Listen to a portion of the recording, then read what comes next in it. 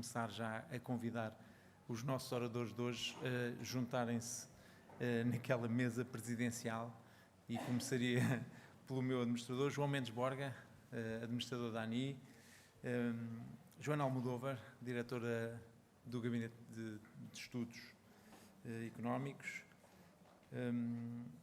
Margarida Matias, do INPI, o Rui Ferreira, da Portugal Ventures, e também a Maria João Sequeira, da FCT.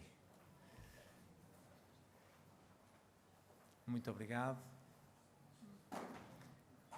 A título de aperitivo, gostaria de chamar aqui ao púlpito, tal como aconteceu na sessão anterior, uma jovem, a Sara Felipe.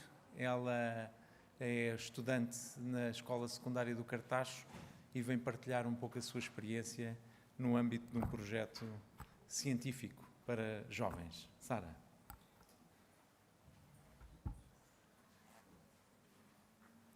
Boa tarde a todos. Como já foi referenciado, o meu nome é Sara Filipe, eu sou uma aluna do 11º ano da Escola Secundária do Cartacho e fui convidada pela Ciência Viva para falar sobre a minha experiência no Space Design Competition. Inicialmente participei na fase portuguesa, na qual a minha equipa ganhou, e depois na fase europeia, na qual a equipa anterior foi dividida, mas a equipa em que fiquei voltou a ganhar. Por isto, eu e mais 3 jovens portugueses fomos escolhidos para representar a Europa na fase internacional, que vai ocorrer no Kennedy Space Center, na Flórida, Estados Unidos. Esta competição consiste então na criação de um assentamento num astro do Sistema Solar. O que é feito em equipas que são organizadas na estrutura de empresas. Este projeto é patrocinado pela Ciência Viva e pela PT Space, e, na minha opinião, é muito importante porque, tal como está de acordo com o tema desta sessão, tem em grande foco a inovação, seja pelas coisas que nos pediam para fazer, como a maneira como tínhamos de responder a estas coisas. É, sem dúvida, um projeto muito inovador que ajuda os jovens, como eu própria, a ter mais gosto pela ciência. Obrigada.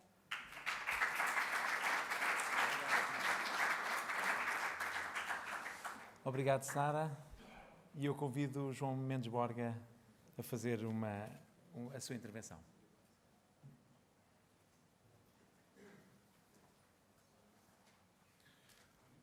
Obrigado, Diogo.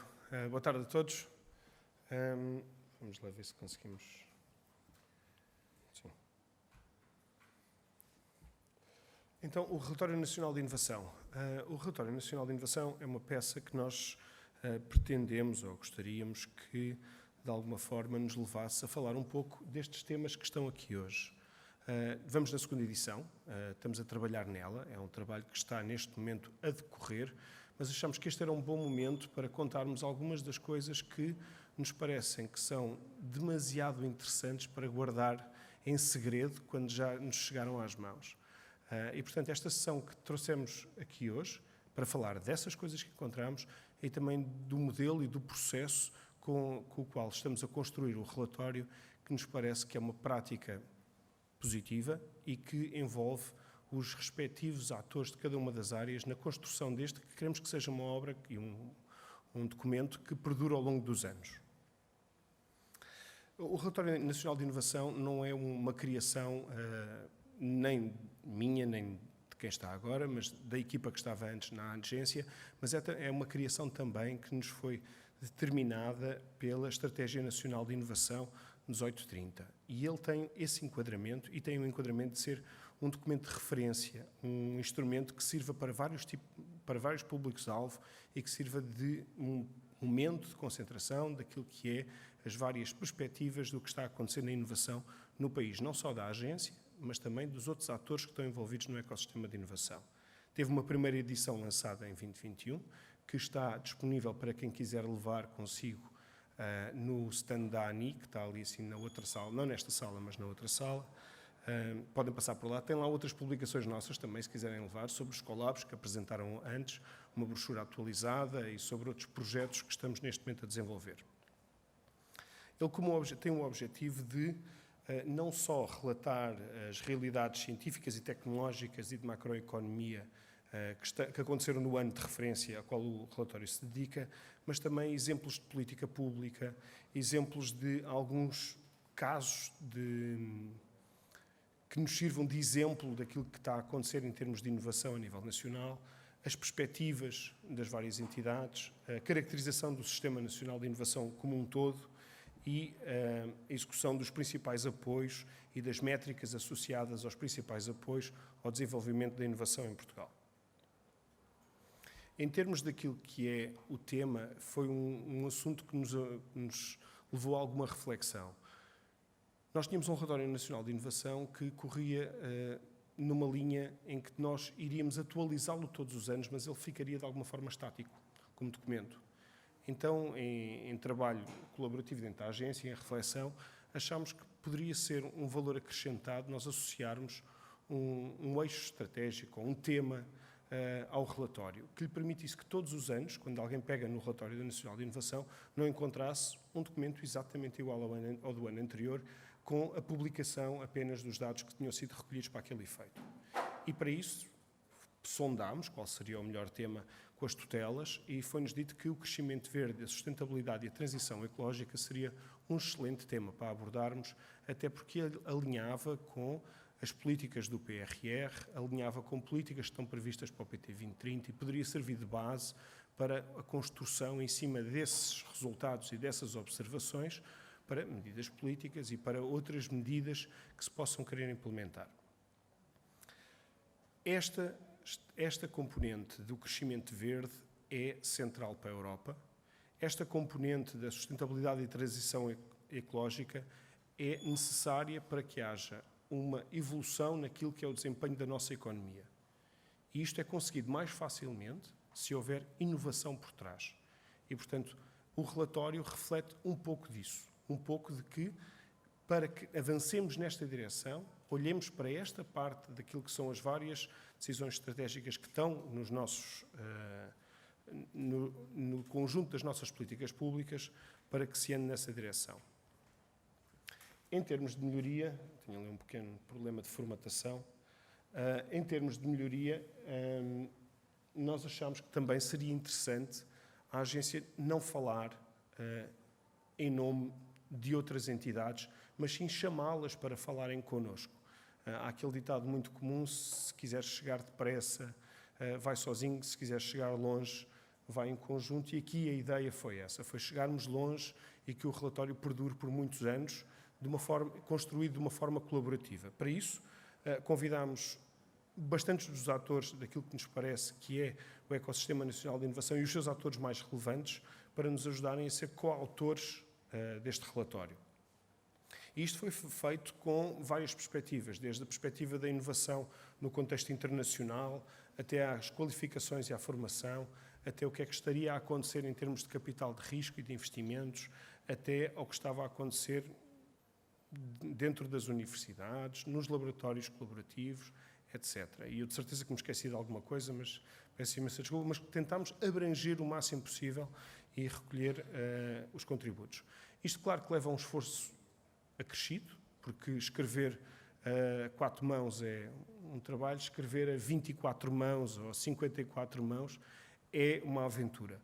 Mas posso-vos dizer daquilo que temos estado a ver, que o resultado também reflete essa multiplicação de esforço por parte de todos.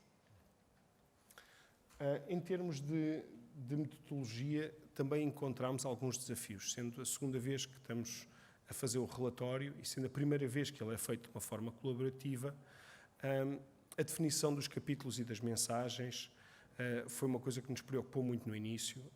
As reuniões bilaterais entre a ANI e todos os parceiros, ter um briefing bem fechado, quer em termos daquilo que era o documento que queríamos ter no final, quer em termos daquilo que ficaria cada uma das entidades responsável, a discussão em grupo daquilo que eram os temas e o material recolhido e a validação final e a edição e publicação do documento, que é a fase em que estamos a entrar agora. Aspectos a melhorar, como em todas as coisas da inovação, isto é um ciclo. E nós começamos a olhar e a pensar, será que no ano que vem teremos que ter mais coautores? Será que há mais coautores nesta sala que possam ser interessantes e que tenham interesse para colaborar no relatório de inovação de 2022? Será que temos que valorizar mais as referências científicas nacionais? Será que há exemplos que nos estão a passar ao lado de inovação, de excelência, de capacidade que nós não estamos a incluir como chamadas no relatório para essas referências? São coisas que eu vos deixo a pensar e que peço que nos contactem se assim acharem que é importante. Mas, essencialmente, é aprendermos com o processo e melhorar de uma forma cíclica. Estes são os nossos coautores. E agradeço, estão aqui alguns hoje em representação, outros não puderam vir, mas agradeço a todos o facto de estarem a ajudar-nos a montar este relatório. É, sem dúvida nenhuma, uma experiência única perceber como as entidades e as suas equipas se associaram e disponibilizaram tempo para escrever sobre inovação e escrever sobre aquilo que está a acontecer no Sistema Nacional de Inovação. E agora aqui é que eu deveria conseguir sair de modo de... vamos lá ver se eu consigo pôr isto a transmitir. Não.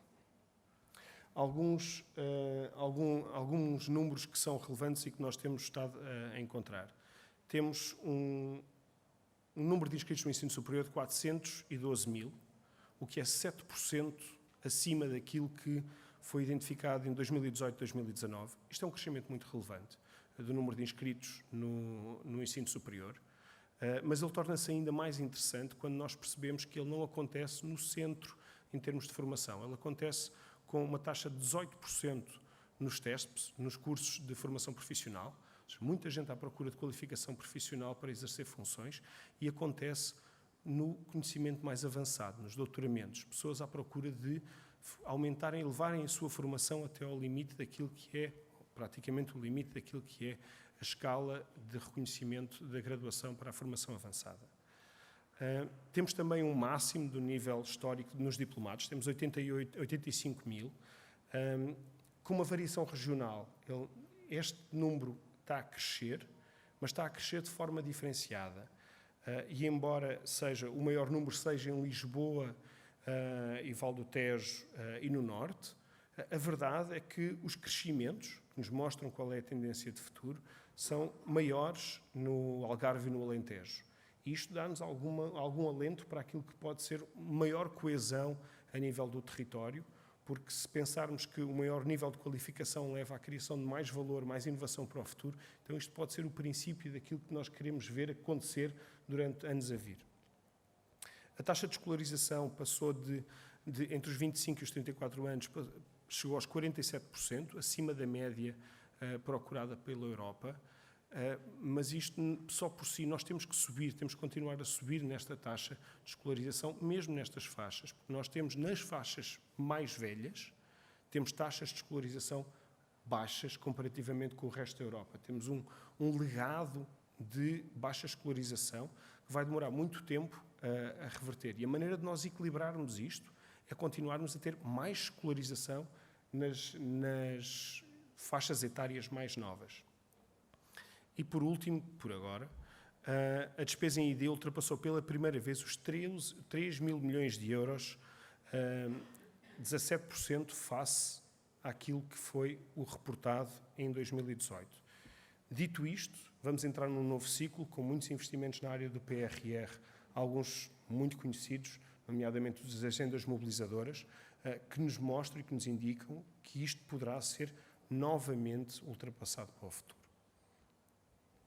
Em termos de direitos de incidência comercial, tivemos um crescimento de mais de 12%. Portugal está em primeiro lugar a nível das marcas. Isto é uma característica histórica, nós temos visto isto ao longo dos anos e continua-se a repetir, com mais 2 mil pedidos por 1 milhão de habitantes, o que é acima daquilo que o Reino Unido tem em termos de pedidos de registro de marcas. Em termos de invenções nacionais, temos uma distribuição que não avança muito daquilo que é o típico a nível nacional, mas continua em crescimento relativamente aos dados que tínhamos anteriormente. De referir que a Universidade de Coimbra, a Universidade do Minho e a Universidade do Porto representam um verdadeiro pódio em relação às outras, com resultados muito positivos reportados entre 19 e 21. E os maiores requerentes continuam a ser as empresas e depois os inventores independentes com 17% de patentes requeridas. Em termos de resultados preliminares de macroeconomia e indústria e média e alta tecnologia, a estimativa de crescimento do PIB em 4,9% para 2021 é uma estimativa que nos foi comunicado ontem ou anteontem que estaríamos em vias de coisa, depois de um forte impacto de 8% durante o tempo da Covid. Isto são boas perspectivas face a 2021 e ao ano anterior, visto que estamos a sair de uma crise. Vamos ver qual será o impacto que teremos com aquilo que está a suceder no oeste da Europa e que poderá trazer-nos ainda alguma turbulência.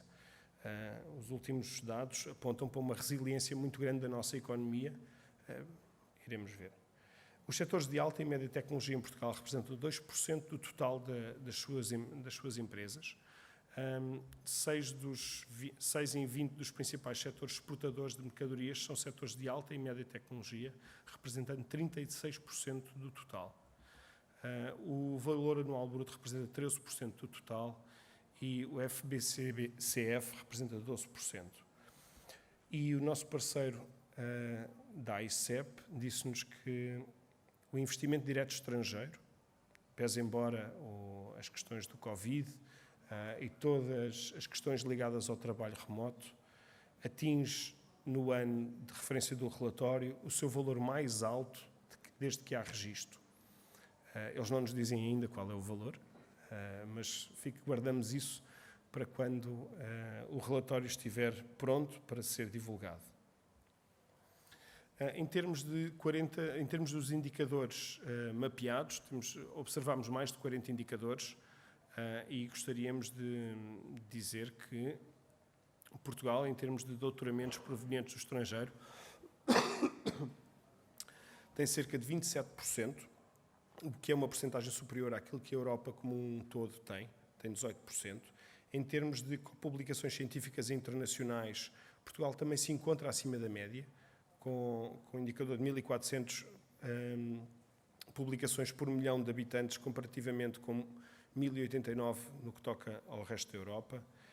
Em termos de investigadores no total da população ativa, nivelamos com aquilo que está a acontecer na Europa. E em termos de PMEs inovadoras a colaborar com outras, temos 10%, que compara também positivamente ou em linha com aquilo que está a acontecer no grupo dos 27. Aqui fica, eu acho muito interessante, são dados que para mim foram muito interessantes quando comecei a olhar para eles, porque nos mostram que PMEs que introduzem inovações de produto, comparamos bastante positivamente com aquilo que está a acontecer na Europa, e PMEs que introduzem inovações de processo, comparamos ainda mais positivamente. Se esta for uma tendência que se mantiver durante os próximos anos, nós vamos com certeza ver uma transformação da economia portuguesa através da inovação, criando mais valor para os produtos a serem transmitidos, não só pelas economias de escala no seu processo, mas também pelo valor agregado naquilo que é o nosso tecido económico e à venda de produtos. Aqui deixo-vos um desafio. Se quiserem ver o que é que a ANI anda a fazer e o que é que está a acontecer, e se quiserem acompanhar o lançamento do Relatório Nacional de Inovação, tem aqui um QR Code que podem escanear, tirar fotografia e utilizar para depois poderem receber o relatório ou o convite para a apresentação do relatório final quando ele estiver pronto. Muito obrigado. E se calhar agora vou deixar um desafio, e deixo aqui publicamente, em vez de ser eu a moderar o painel, porque não fui eu que trabalhei com eles, vou chamar o Diogo Araújo, que é o diretor da Unidade de Capacitação do Sistema Nacional de Inovação, para ser ele a moderar as pessoas com quem trabalhou. Muito obrigado.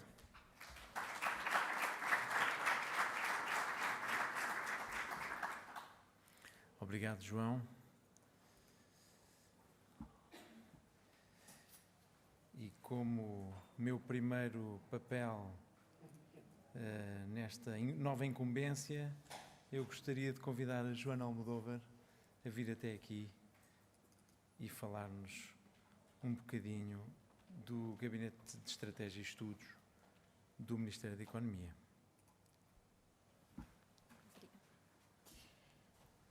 Muito boa tarde a todos.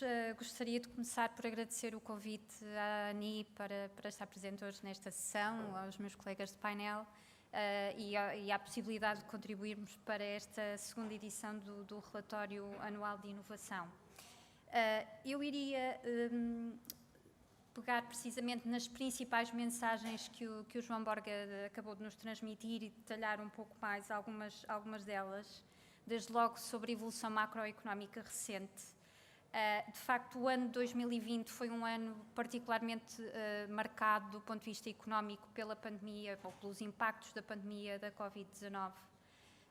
Em matéria de, portanto, depois de um período de crescimento do PIB desde 2014, em 2020 assistimos a uma quebra anual de 8,4%.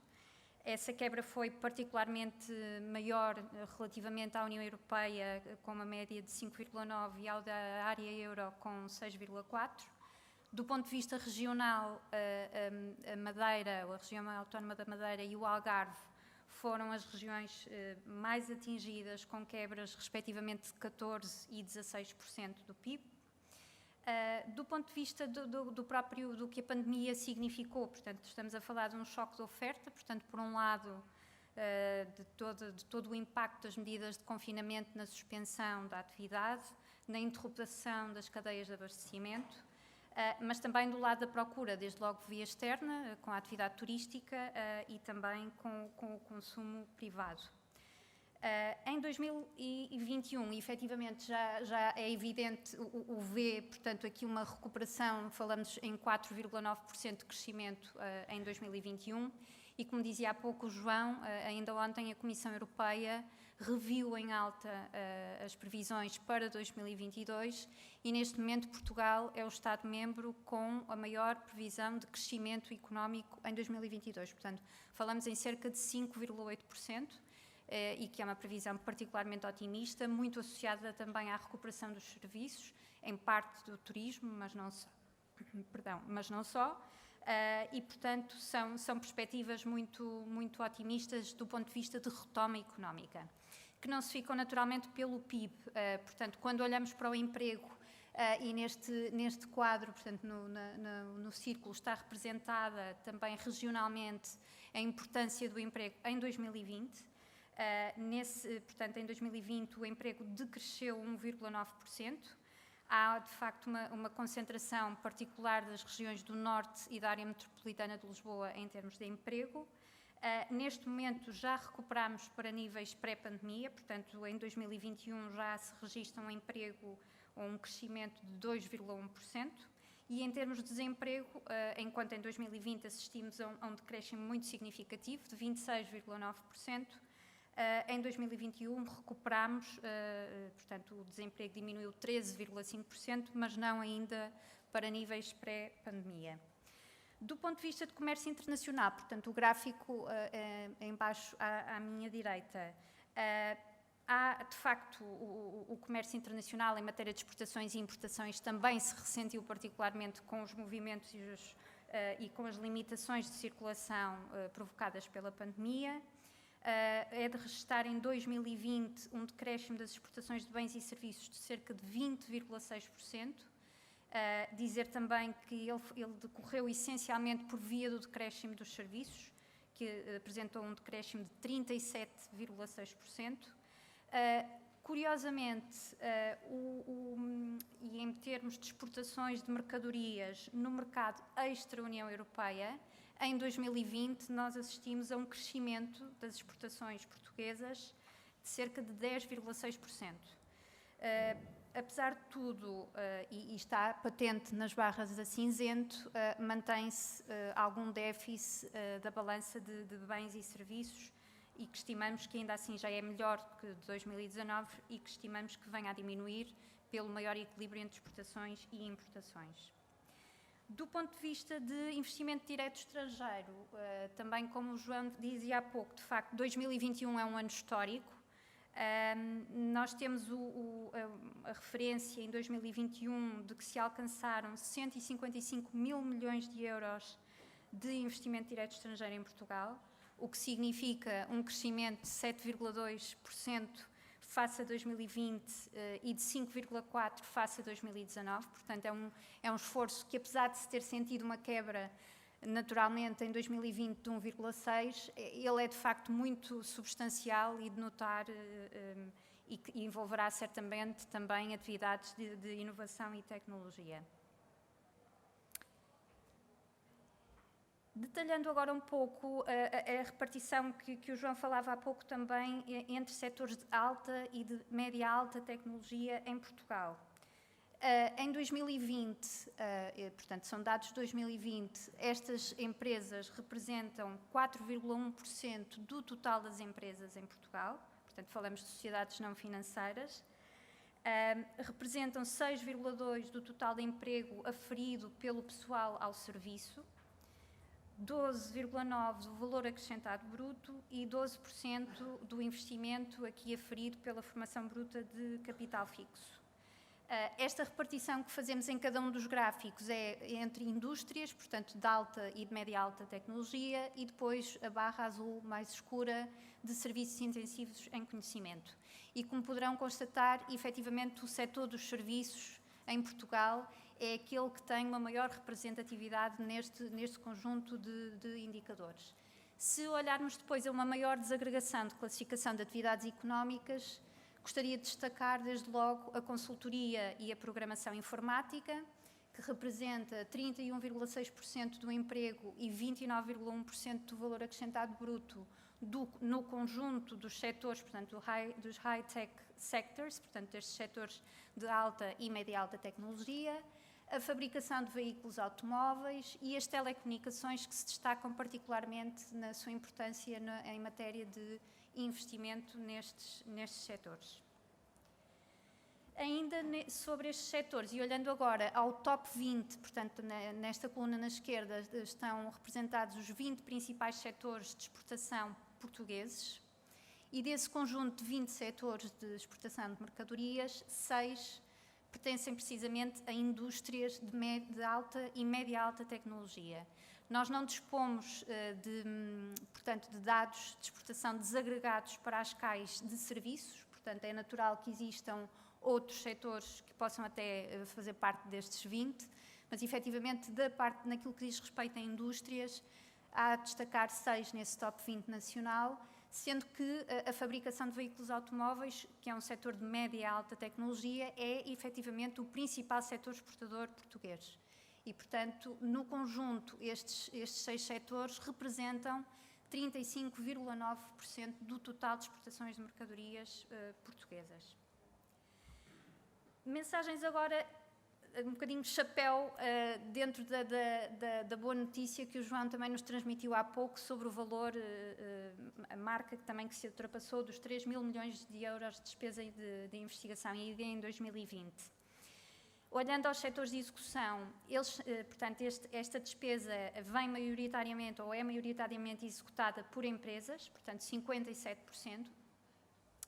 Dessa investigação e desenvolvimento, 2/3 concentrou-se em atividades de desenvolvimento experimental, face depois a outras de investigação fundamental ou aplicada.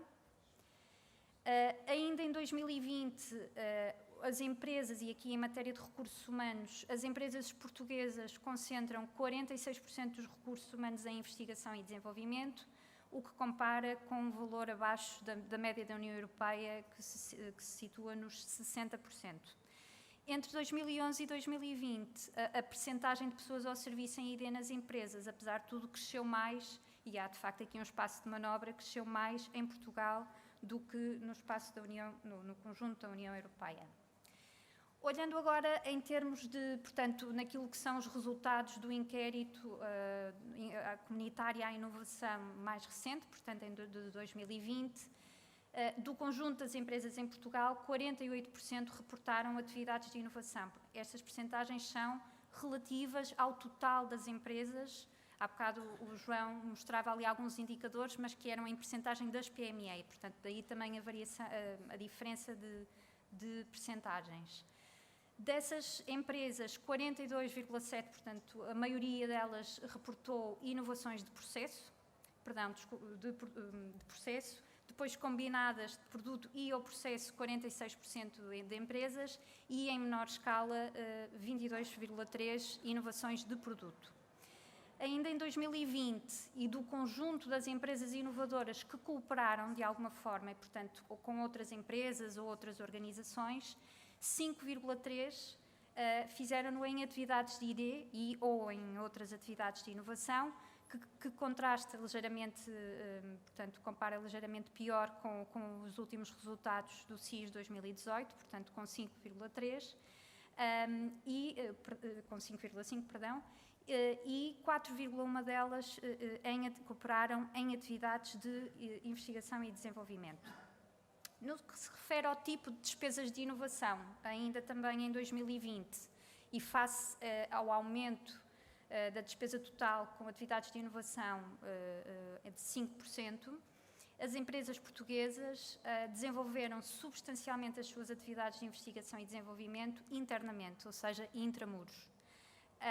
Algumas delas, portanto, em número crescente, se compararmos as duas colunas, portanto, a azul escura é mais recente face à azul clara, a despesa extramuros, ou aquela que é contratada com outras entidades, sejam empresas ou outras organizações, cresceu para 10,3% e a 30,3% para outras despesas de inovação.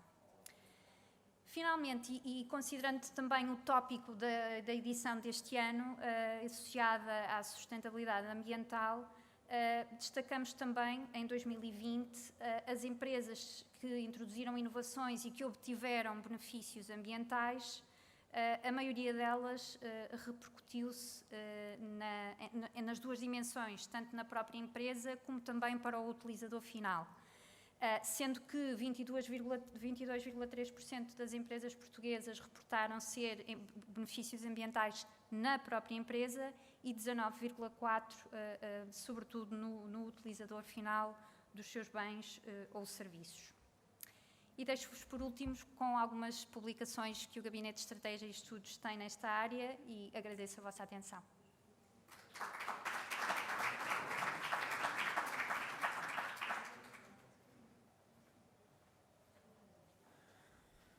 Obrigado, Joana Almodóvar. E eu volto para a minha.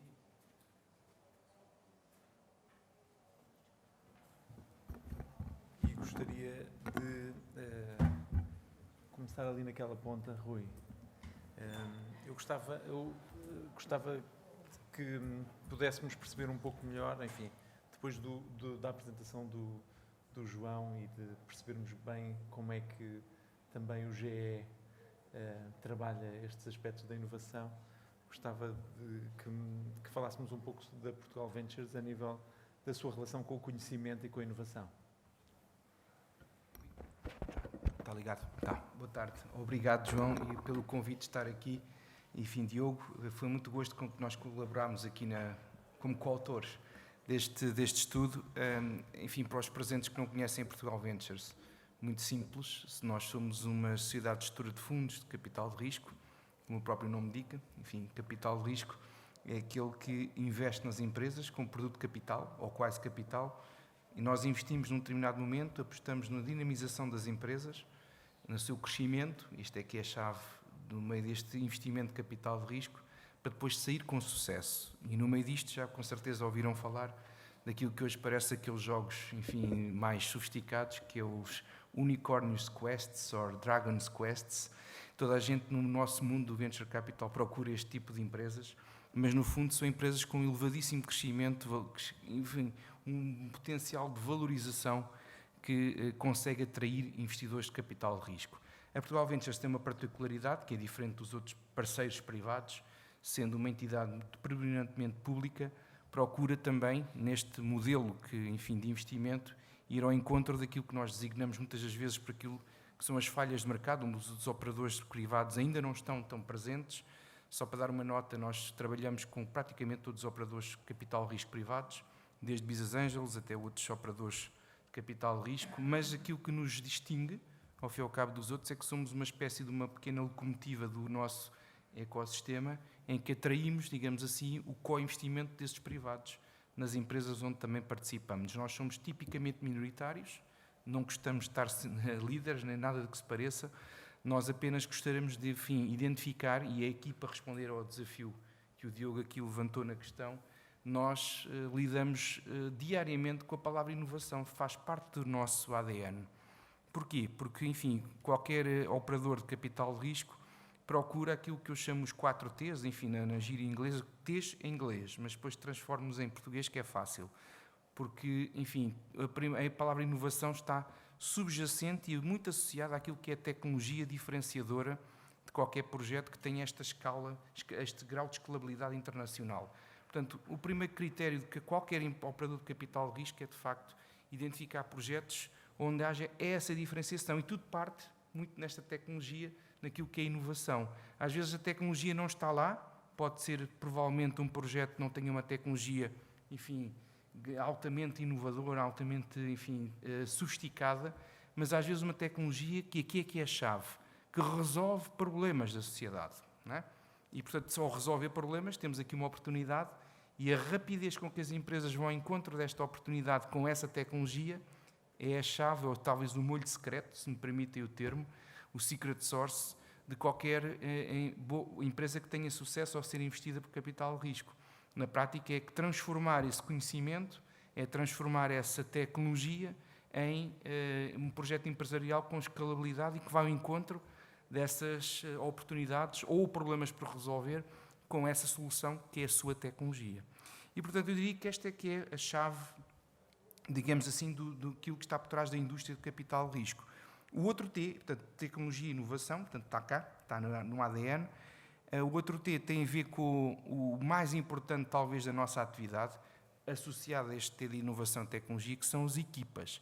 Nós estamos aqui num fórum de cientistas, de investigadores, enfim, de pessoas que estão ligadas à academia e, se me permitem, também com base nas minhas experiências anteriores, conhecendo muito bem este mundo, o grande desafio até se coloca mais aqui do que na própria tecnologia. Nós temos ali mostras fantásticas de tecnologia, que há, enfim, e todos os anos acontecem, durante este fórum que aconteceu ao longo dos anos, temos tido aqui do melhor, que existe até mundialmente, para serem apresentados a quem procura, mas o grande problema é que as equipas, se calhar, não estão formatadas para liderar exatamente estes projetos e estas empresas nesta senda de transformar o T da tecnologia em aquilo que seja algo empresariável e passar um caminho das pedras. Ou seja, este mindset, digamos, de passar de cientista para empreendedor ou para founder, aquilo que nós chamamos os founders, os promotores, é um passo verdadeiramente importante. E nós, enquanto capital de risco, avaliamos, eu posso dar uma percentagem empírica, mas que corresponde muito à realidade, quase que 70% ou 80% dos casos que nos aparecem, nós avaliamos, sobretudo, são as equipas. O resto é para a tecnologia e para o tal grau de inovação. Portanto, vejam a importância que isto tem. Porque um projeto ou uma empresa não vale nada se não for a equipa que a lidera. E, portanto, não queremos, de facto, que equipas que sejam orientadas exclusivamente para o seu conhecimento, mas sim que consigam conjugar esse conhecimento e levá-lo para o mercado.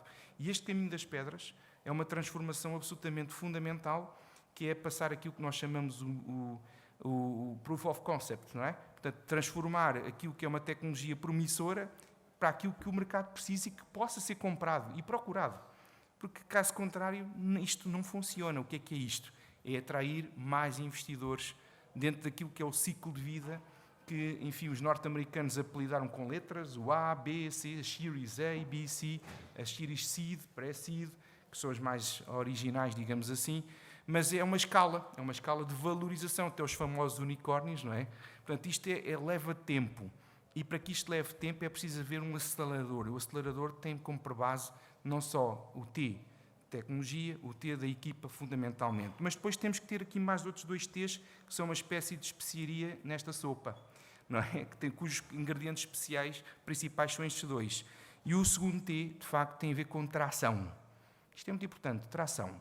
O tração, o que é tração? É demonstrar, de facto, que há uma perspectiva ativa de procura de mercado por parte das equipas. E isto faz a diferença, porque nós, mais uma vez, podemos ter uma equipa fantástica, podemos ter uma tecnologia ainda melhor, mas se não há esta tração, esta procura, digamos assim, de mercado, então este fator-chave, este molho secreto, não atua lá na sopa, não é? E, portanto, não se consegue ter este poder de escalabilidade.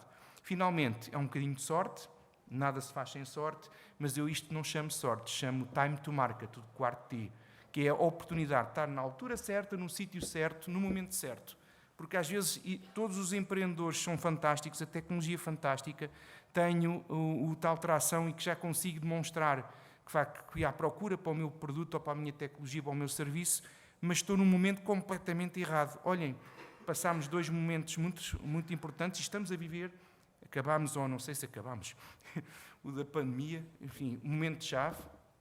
Quem teve projetos que se adaptaram ao momento-chave da pandemia teve sucesso. Eu posso-vos dizer, isto pode ser, não muito interessante, se calhar, ouvir de quem está do lado de lá, mas nós, na Portugal Ventures, tivemos 2 melhores casos nos últimos 10 anos, precisamente no último ano de 2021, que foram casos que aproveitaram muito bem a janela que foi aberta com a pandemia, digamos assim, com a nova orientação do mundial e novo paradigma mundial daquilo que é a condução dos negócios. E, portanto, eu diria que essa é a chave. Agora, o momento certo. Portanto, em resumo, 4 T's, inovação está no nosso ADN, é aquilo que nós procuramos, e com isto, para concluir, e mais uma vez a ANI tem sido um parceiro fundamental, sem esquecendo também a propriedade intelectual, tenho aqui ao meu lado a pessoa para isso, portanto, nós queremos sempre que este conhecimento seja protegido. Às vezes não tem que ser protegido com patentes, fica aqui o desafio para o debate e para a discussão. De qualquer das formas, pelo menos que ele seja, digamos assim, reconhecido, eventualmente com um segredo industrial, qualquer coisa que permita dar essa segurança, não é? Porque a cópia é uma falácia. Uma pessoa pode dizer que tenha uma ideia fantástica, um projeto fantástico, uma tecnologia inovadora. Eu tenho medo que alguém me copie. Errado. Não há mais errado no mundo do que isso. Nós somos quantos? 7 mil milhões de pessoas no mundo. Não há ninguém que se tenha lembrado de algo semelhante. Mais uma vez, a chave de sucesso disto é a rapidez com que se anda para o mercado, tendo em conta aquela oportunidade que se abriu naquele momento. Portanto, inovação. Estamos aqui. Portugal Ventures tem 10 anos e sempre procurou inovação e continuará por cá, espero eu, a procurar essa inovação. Com a ANI desenvolvemos recentemente, mas eu vou deixar para a segunda leva de questões, umas iniciativas muito interessantes que colocámos neste relatório, que tenho muito gosto em partilhar. Para já era isto, Diogo. Obrigado, Rui. E falaste da propriedade intelectual e eu queria aproveitar essa deixa e dar a palavra à Margarida Matias relativamente a esta obviamente, propriedade intelectual e inovação estão intimamente ligados, mas eu convidava a falar um bocadinho sobre o INPI. Obrigada. Diogo, permite-me, antes de mais, agradecer o convite ao Instituto Nacional da Propriedade Industrial estar aqui representado hoje e foi com muito gosto que colaborámos no relatório e para nós foi muito importante participar ativamente no capítulo ligado à propriedade industrial, não só com o envio de dados quantitativos, das estatísticas, que isso é relativamente simples porque nós produzimos estatísticas com muita regularidade, mas mais do que isso, dar um retrato da propriedade industrial em Portugal, falar da internacionalização, da importância da propriedade industrial na internacionalização e agradecer sobretudo a flexibilidade e a liberdade que nos deram para redigir o capítulo, foi bastante importante. Portanto, as minhas primeiras palavras são de agradecimento à ANI. Relativamente à questão que me é colocada sobre a propriedade industrial e o facto de estarmos completamente integrados na inovação. Também nós temos no nosso ADN a inovação. Muitas vezes pensa-se no Instituto como um Instituto de registros. De facto, uma das nossas missões é a atribuição de direitos de propriedade industrial. E nós não negamos que é uma componente essencial para o Instituto e para todos os utilizadores do sistema de propriedade industrial. Mas, para nós, uma componente, também ela, tão importante, é a promoção da inovação, a promoção da propriedade industrial.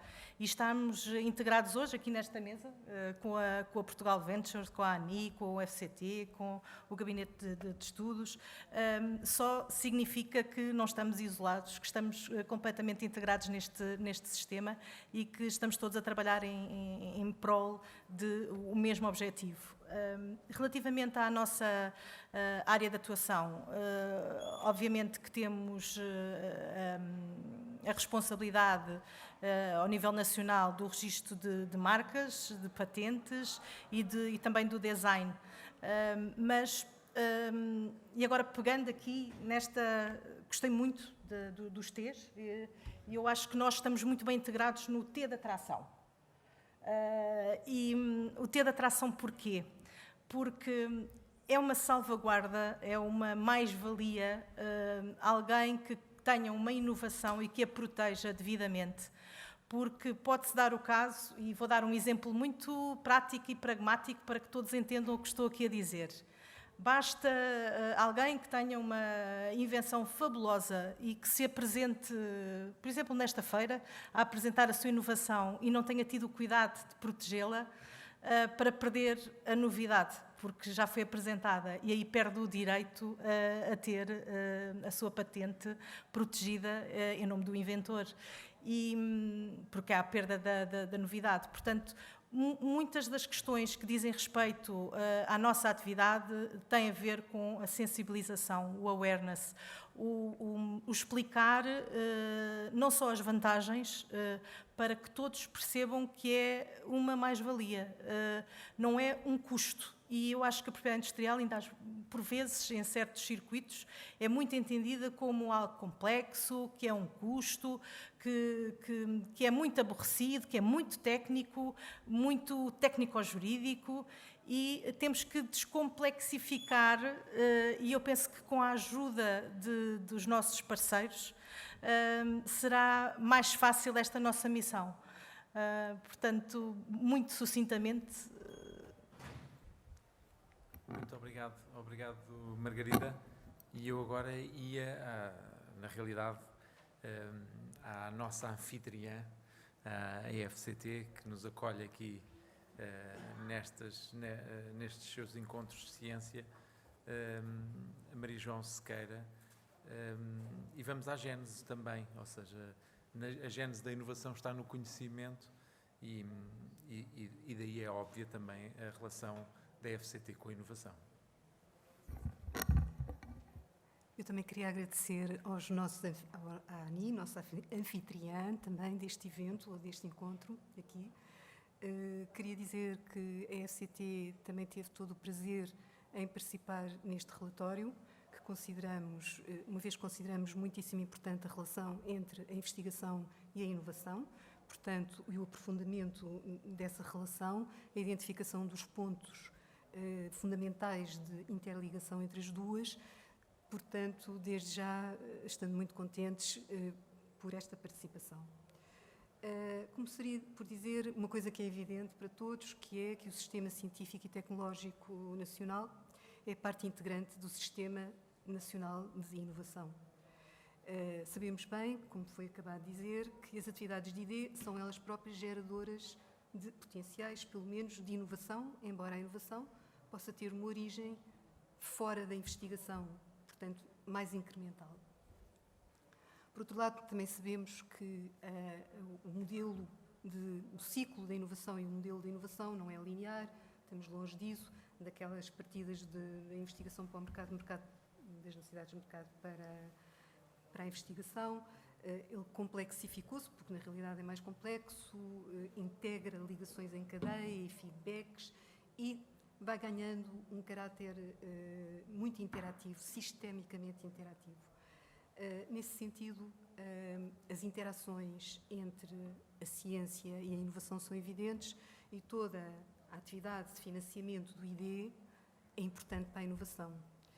Assim, a FCT, que é a grande agência de financiamento de ciência e tecnologia, deve ser mencionada, embora esteja aparentemente a montante, não há essa linearidade, mas embora aparentemente a montante, não pode deixar de ser mencionada.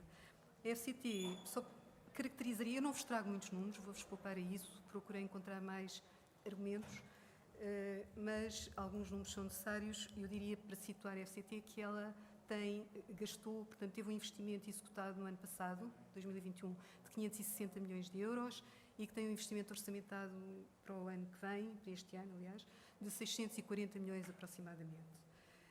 A FCT financia todos os tipos de investigação, fundamental, aplicada, desenvolvimento experimental, nomeadamente até à prova de conceito.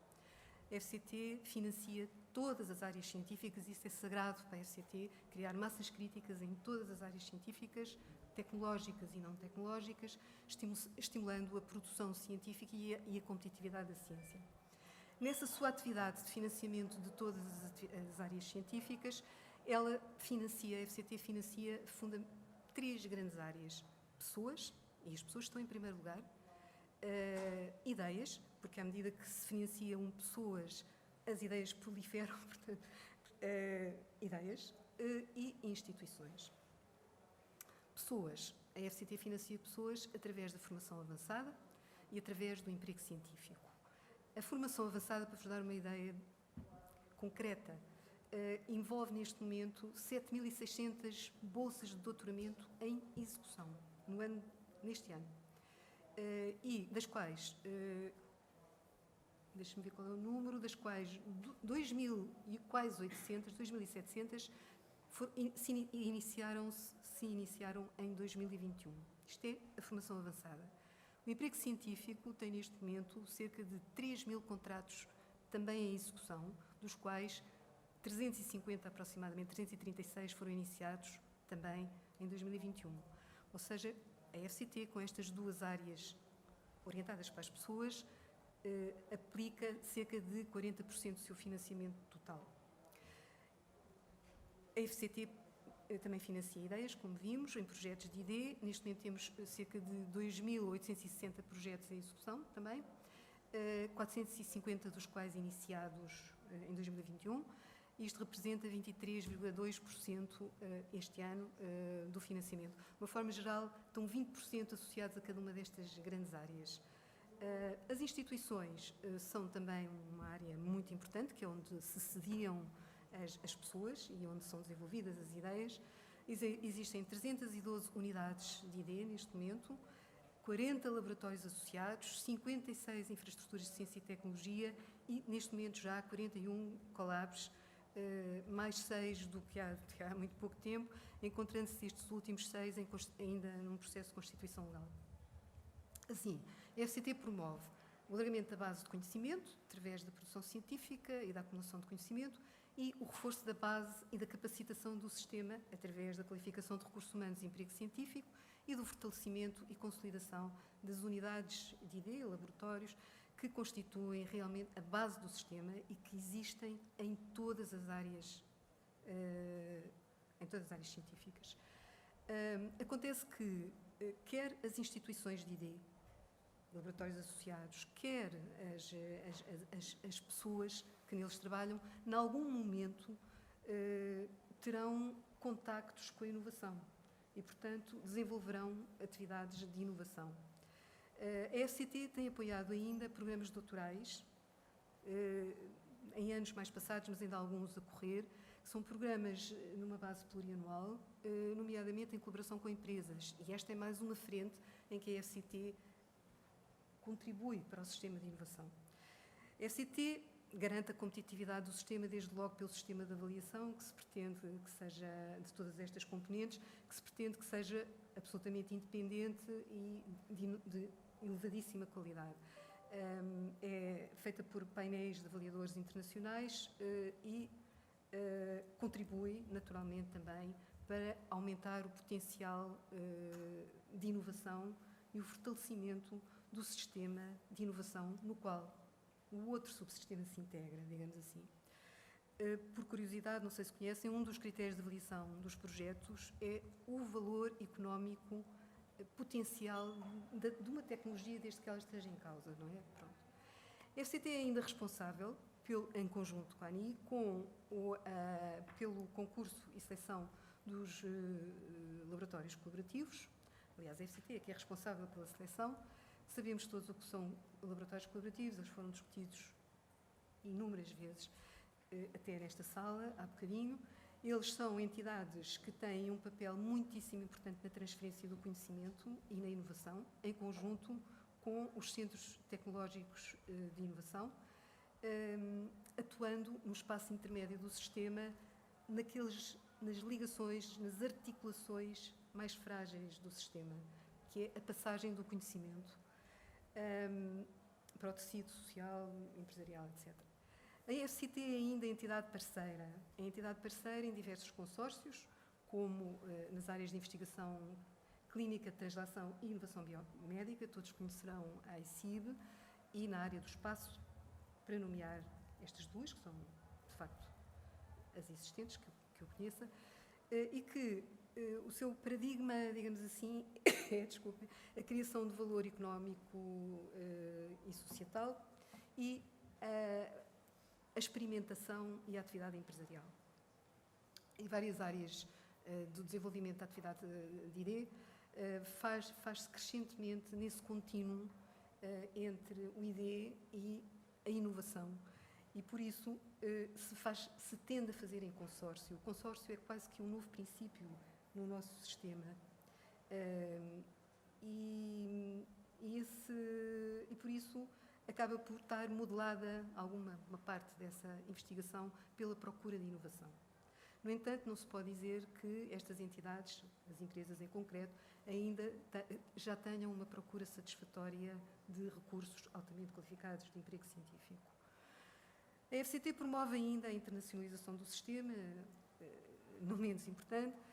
Sendo parceira, não vou esgotar de maneira nenhuma todas as áreas em que a FCT promove a internacionalização, mas, nomeadamente, nas parcerias internacionais com universidades americanas, nomeadamente com a MIT Portugal, Carnegie Mellon e a Universidade de Texas Austin.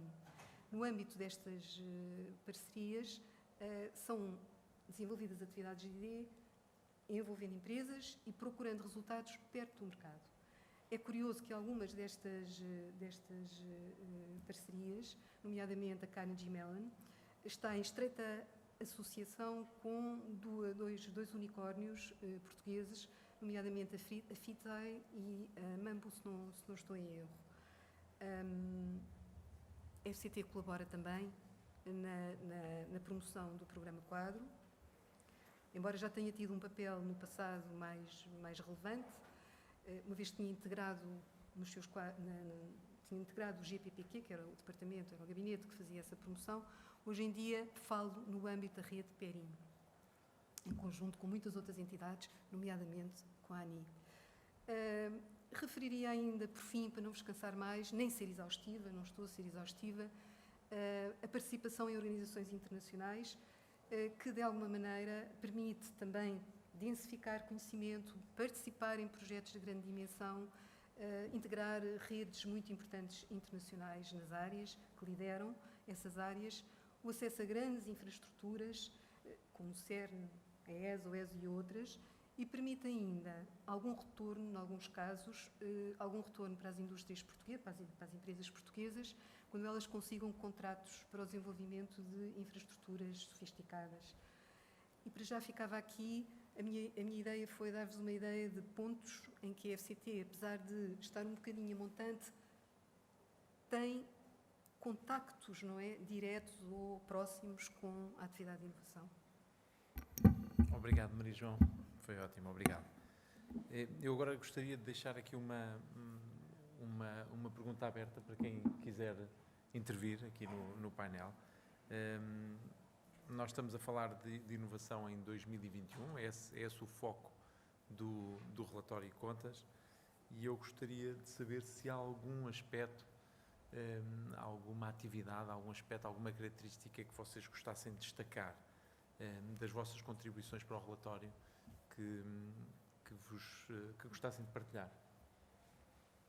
Alguma coisa em 2021 que tenha acontecido a nível de inovação? Que tenha acontecido. Sim, sim. Sim, para ti tenho...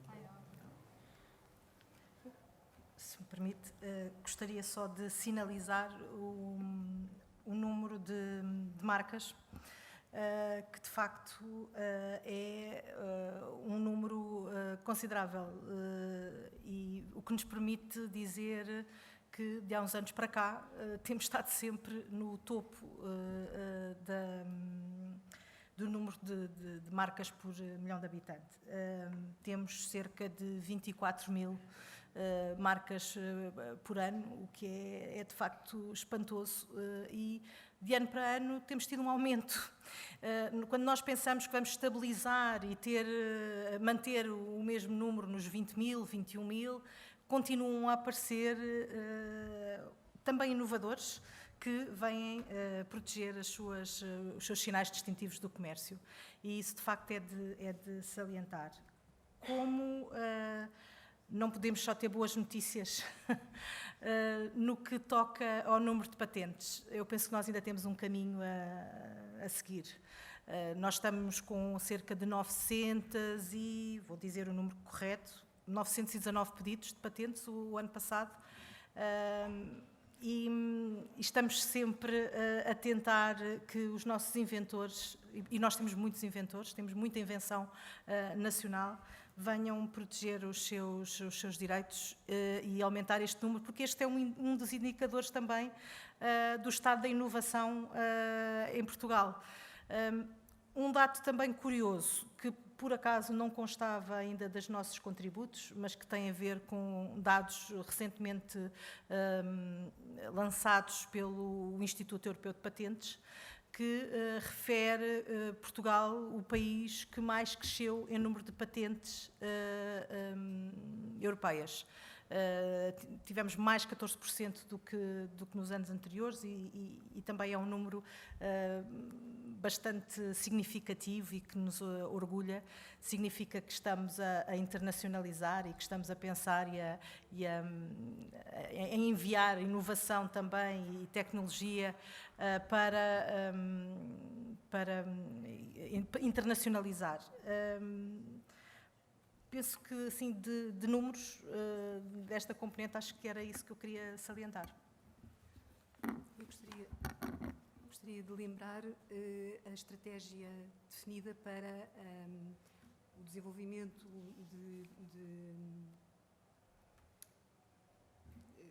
portanto, para a participação no Programa Quadro e nos programas europeus, que decorreu ao longo do ano de 2021. Ela está em marcha neste momento e que terá um impacto imenso na inovação em Portugal, se formos capazes de captar os 2 milhões de euros que se espera captar. Portanto...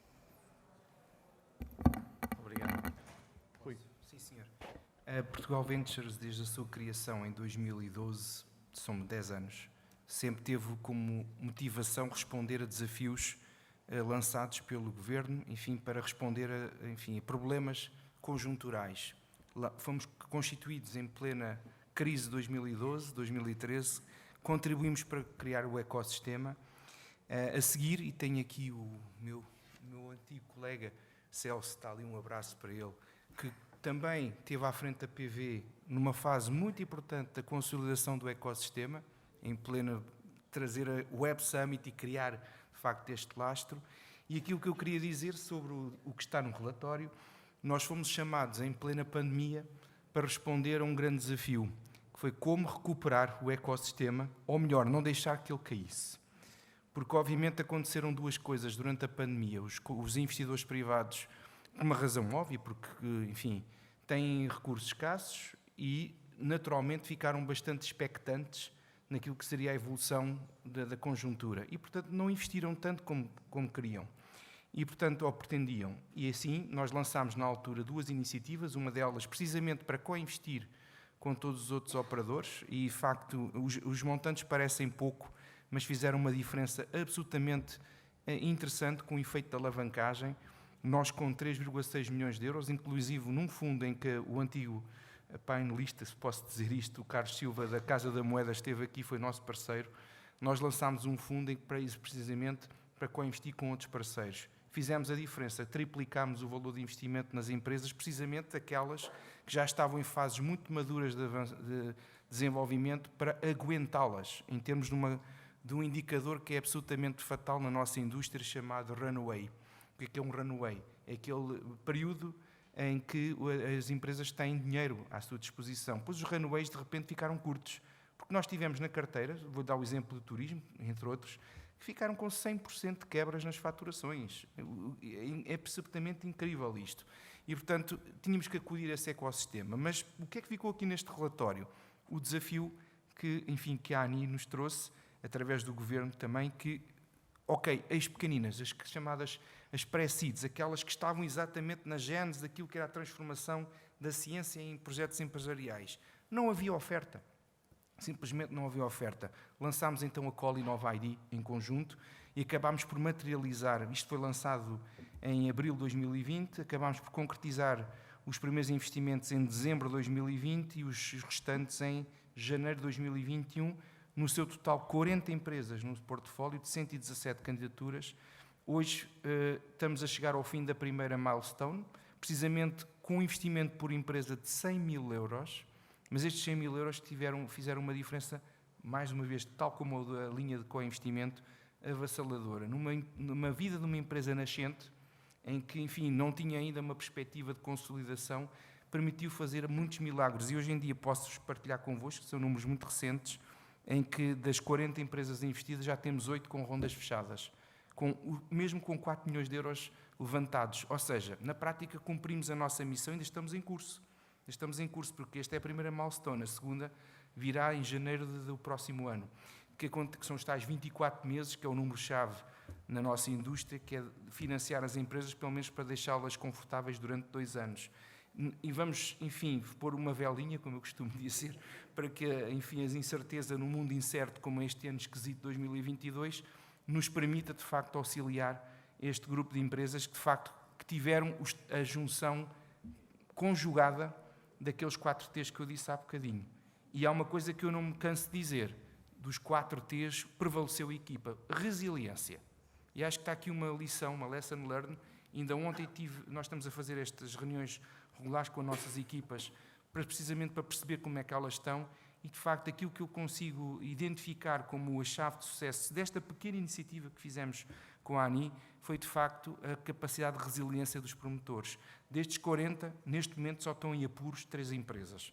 E, por facto, são questões ligadas aos próprios promotores, porque, enfim, tiveram outras questões, inclusivamente de saúde, infelizmente, mas que os outros aguentaram heroicamente aquilo que foi este ano complicadíssimo que passou e que já estão com perspectivas novas.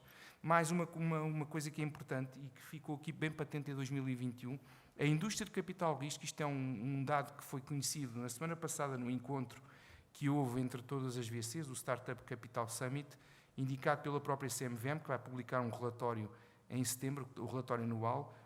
O montante disponível de capital de risco em Portugal quase que duplicou em 21, 19 para 21, ou seja, teve uma espécie de um congelamento, ficou on hold, mas agora é que os operadores todos agarraram digamos assim, a dinâmica do pós-pandemia e então conseguiram olhar para as empresas e, de facto, por isso é que houve aqui uma nova dinâmica, procurar aquelas que são as gazelas, não é? Que já estão a procurar os unicórnios e os dragões. Não sei se sabem que os dragões são aquelas que pagam um fundo. E para nós, para capital risco, é muito importante. Basta uma para pagar o fundo todo. Neste momento já temos no fundo com a ANI, temos 8 em 40, não é mau. Perspectiva, são pequeninas, mas vamos lá. Dragões? Não, ainda não. Potenciais dragões ou potenciais gazelas são pequeninas ainda, mas lá chegarão felizmente. No resto da carteira é que é mais interessante a esse nível. Mas pronto, eu diria que a partilha para a pergunta que o Diogo fez é precisamente esta iniciativa. Foi talvez o marco mais relevante até pelos números que eu acabei de partilhar convosco. Obrigado, Rui. E foi aqui lançado o mote de 2022 como um ano esquisito. O que vale é que temos aqui a Joana Almodóvar do Gabinete de Estratégias e Estudos e que tem uma espécie de bola de cristal científica para nos falar um bocadinho de quais são as perspectivas. Isto é muito difícil, mas...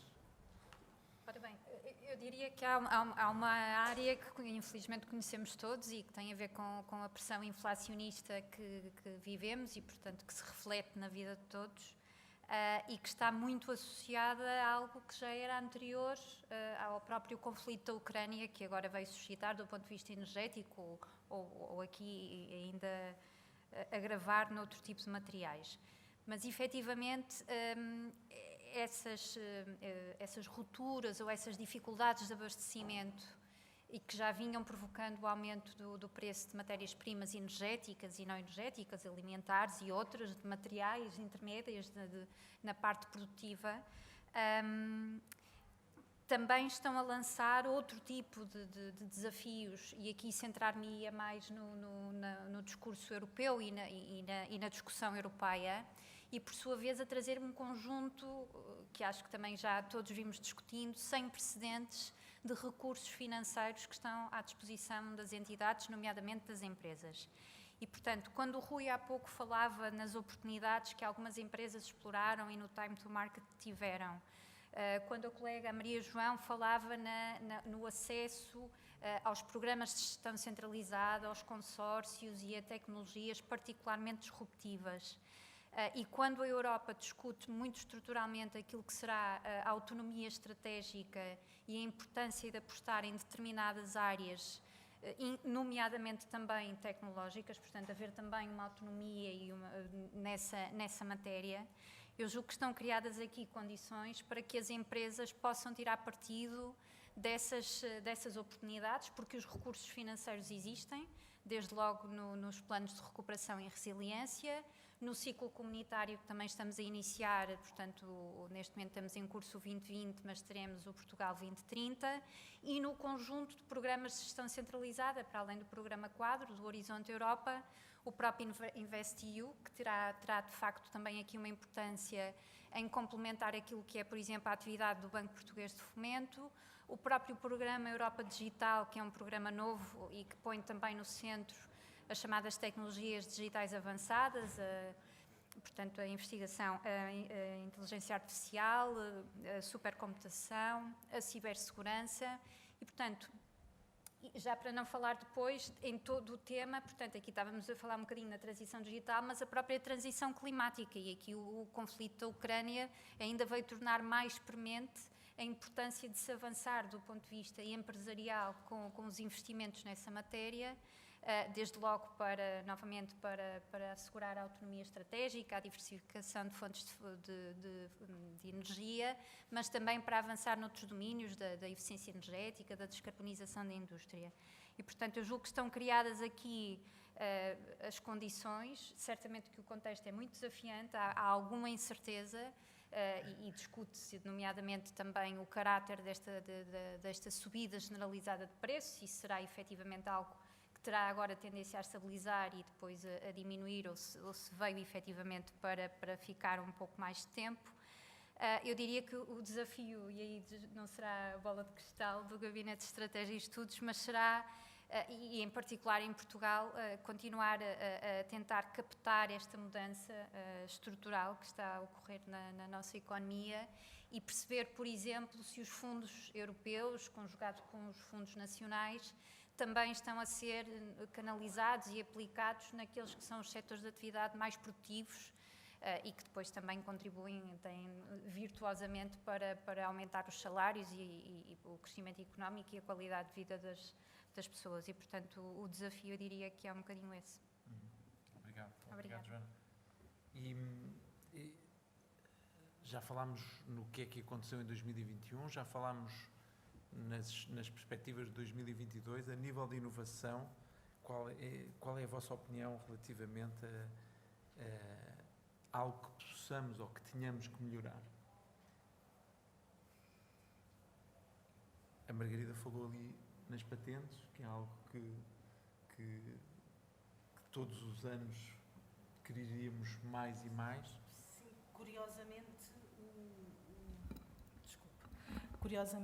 a altura, quando conseguimos ultrapassar o nível das 1000 patentes, foi em plena pandemia. O que de facto é estranho. Pensámos, bem, isto vai ser um colapso, porque ninguém vai estar com disponibilidade e com estrutura mental sequer para apresentar um pedido de patente.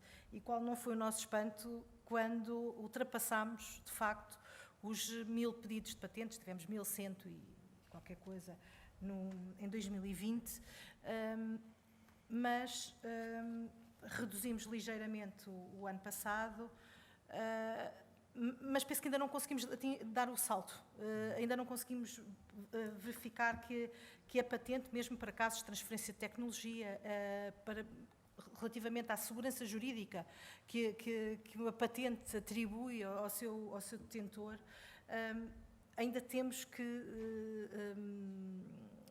e junto das camadas mais jovens, não é à toa que este ano o tema do Dia Mundial da Propriedade Intelectual era justamente a juventude e a propriedade intelectual, porque isto tem muito a ver, esta componente tem a ver com cultura, com o mindset, com a educação, e acho que temos que ir também às escolas ensinar a importância dos direitos de propriedade industrial. Só se imaginarmos entrar num supermercado em que não existam marcas, como é que nós fazemos a escolha?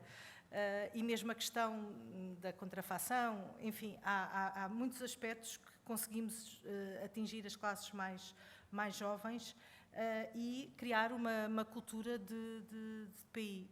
Penso que é esse o caminho. E, sobretudo, de forma colaborativa, como estamos aqui a demonstrar. Muito bem. Rui. Sim, os desafios, eu diria que pode-se chamar isto o projeto Ícaro. Estava aqui a pensar na junção das letras. Um é iniciar, é saber iniciar projetos iniciar projetos de forma inteligente. E volto a dizer o que disse na primeira intervenção. Nós, nesta sala, ou neste evento que temos aqui, temos a conjugação fantástica entre conhecimento, pessoas e capital. Enfim, não só nós, mas também outros que estão disponíveis para virem procurar aqui, de facto, projetos que sejam as próximas. Inova diz, by the way, tem as candidaturas abertas até sexta-feira, faço um bocadinho de publicidade aqui. Qualquer das formas, o que nós procuramos é o fator ignição de início. E isto passa tudo pelas pessoas, desculpem-me. Portanto, é aquela querer fazer, não é? O querer é poder, não é? E o querer poder é poder fazer um projeto e, de facto, que saia daquela, que se calhar, a zona de conforto que muitos têm neste momento. Peço desculpa estar a falar nesta terminologia, que, de facto, continuar naquela senda de investigação. Enfim, que é muito bom. Nós precisamos de pessoas assim. Mas estão fechados, estão orientados para aquilo que sabem fazer, mas a lógica é que nós precisamos de mais pessoas com um bocadinho mais de capacidade de saber iniciar projetos, o tal I. O C chama-se consolidar, e agora olho para o portfólio, para as que já investimos, aquilo que eu falei há bocadinho, precisamos mesmo de smart money. A Joana falou numa coisa muito importante, nós temos muitas fontes de financiamento como alguma vez existiu em Portugal, além das agendas mobilizadoras, o PRR. Agora, o desafio, se calhar aqui mais para nós, para este lado, não é? Para as entidades que têm responsabilidade nisto, que é saber conjugar estas fontes todas e sabê-las oferecer de uma forma inteligente. Porque, de facto, para quem está na atividade, procura dinheiro, mas é um dinheiro que seja não dilutivo, por exemplo, e as fontes do PRE que são interessantíssimas, os incentivos, porque obviamente permitem aguentar a estratégia da empresa sem estar a vender capital, que é uma coisa que, enfim, causa muito urticária aos promotores, não é? Já em fases muito consolidadas, que é ceder capital, obviamente, a quem vem a seguir.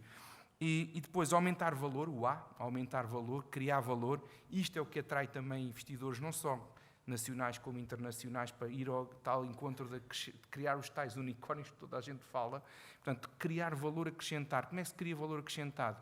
É inovar constantemente, não é só na ignição, é constantemente inovar face a obstáculos. A inovação tem que fazer parte do léxico das empresas ao longo da sua vida e do seu ciclo de vida. Mesmo quando estão em dificuldades, a inovação é talvez o escape para qualquer problema que possa existir. Porque sem inovação entramos naquele ciclo vicioso, não é? Porque sem inovação não há capacidade de reter talentos, que hoje é um problema muito complicado nas nossas startups, talvez seja o maior dor de cabeça, que é reter talento. Ou mesmo contratá-lo, porque eles são todos contratados e vão para fora. Há falta de incentivos para contratar talento para empresas então nascentes, é muito complicado. E criar esse valor acrescentado ao longo dos anos e à medida que as empresas vão crescendo é fundamental para atrair esse financiamento. O outro R, ainda ia no ICAR, o resistir. Lá está, capacidade de resistência. Esta incerteza toda que nós temos não vai acabar, ainda vai piorar, se calhar. Estou a ser pessimista, mas se calhar ainda vai piorar, não é? E, portanto, nós temos de ter sempre a certeza que a única certeza que temos é a incerteza pela frente. E, portanto, qualquer empreendedor que esteja à frente de uma empresa não pode vacilar. Tem que saber resistir.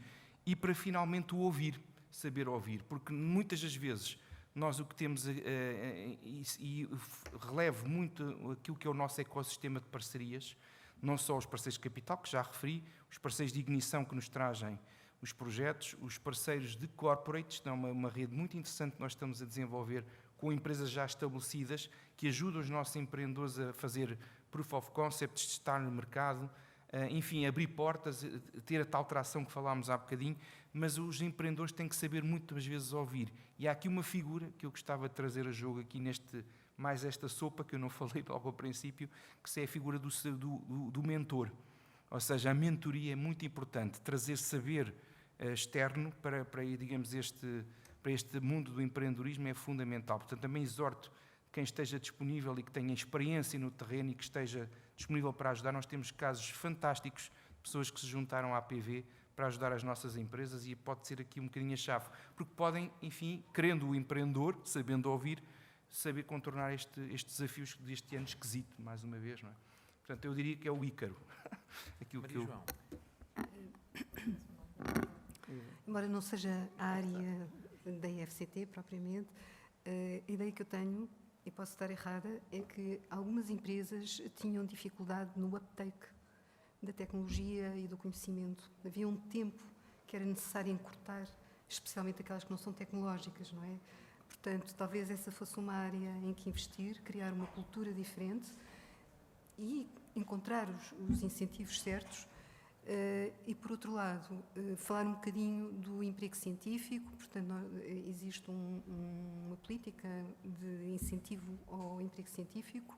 A FCT, portanto, financia grande parte dessa política, nomeadamente nas unidades de investigação, mas ela está concebida, essa política, para que as empresas também absorvam parte do emprego científico, dos doutorados que vão sendo formados através da formação avançada. Portanto, é um bocadinho contraditório com o que estava a dizer, porque sabemos que há doutorados que não encontram trabalho nas empresas. Por outro lado, também há aqui um problema de cultura das empresas e de cultura da academia.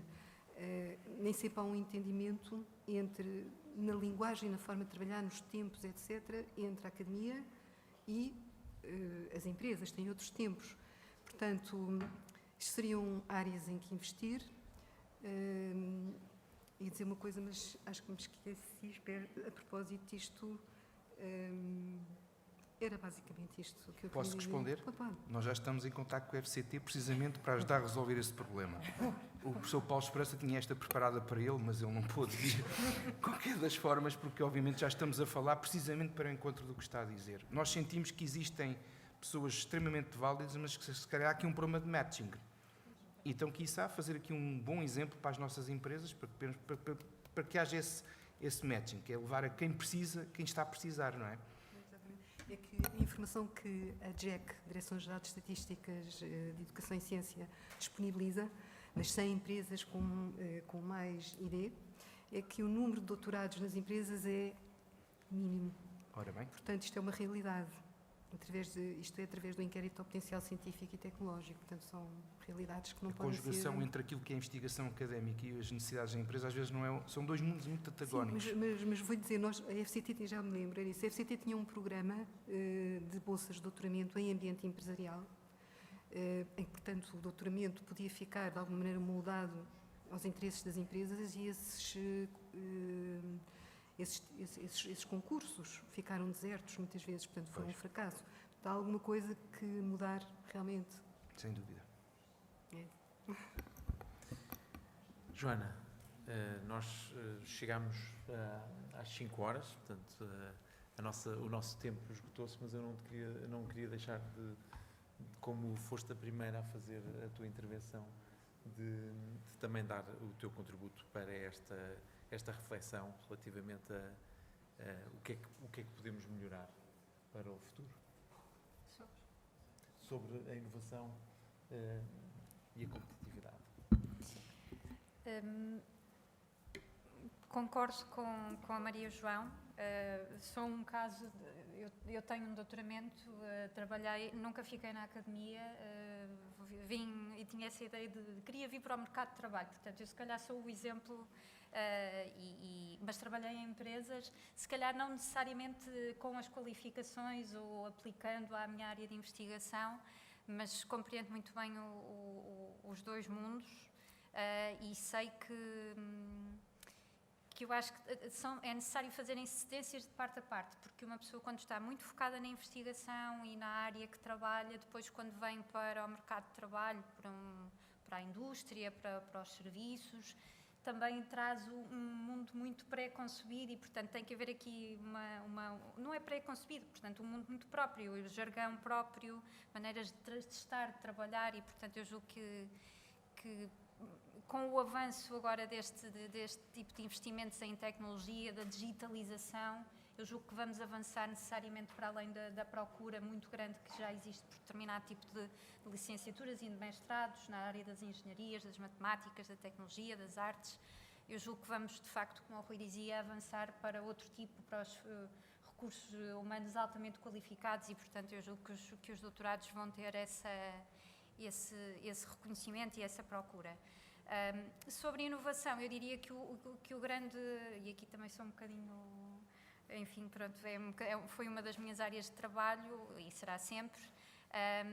Eu julgo que o paradigma da colaboração é essencial para que, de facto, a inovação se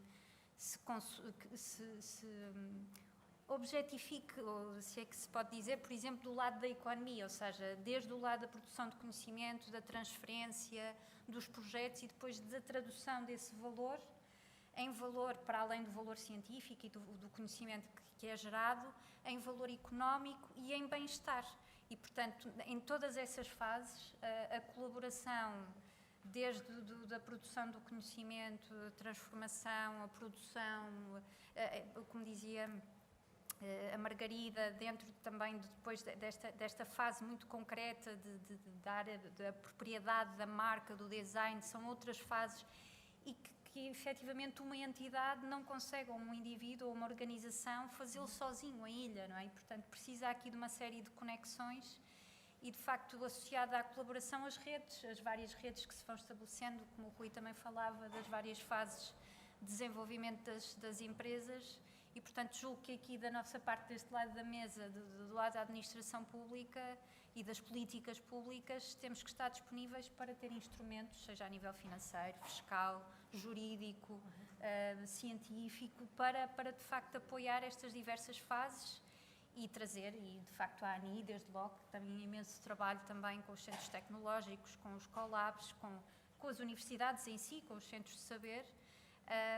Mas o que é se calhar o fator de sucesso para que tudo isto case, não é? E depois com e repito, todo este conjunto muito significativo de recursos financeiros e com um horizonte também muito desafiante de execução. Eu relembro que o PRR tem que estar todo executado até ao primeiro semestre de 2026, que neste momento parece só uma loucura, com tanto...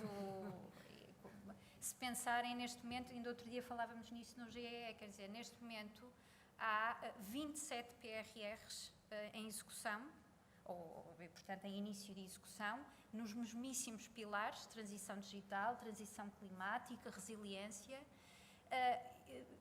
Muito honestamente, eu acho que é um mito urbano dizer-se que as empresas não são visadas no PRR. Grande parte da execução das medidas dos investimentos do PRR se aluam por empresas, em vários domínios, não é só na construção, no digital, nos serviços, e se pensarem nisso, toda a Europa está a organizar-se no mesmo sentido, em investimentos muito semelhantes, nas escolas, na administração pública, nas empresas, e efetivamente há aqui todo um desafio de execução em que as empresas certamente serão muito importantes nesta fase e, portanto, é em si muito desafiante e certamente terá também muita inovação envolvida.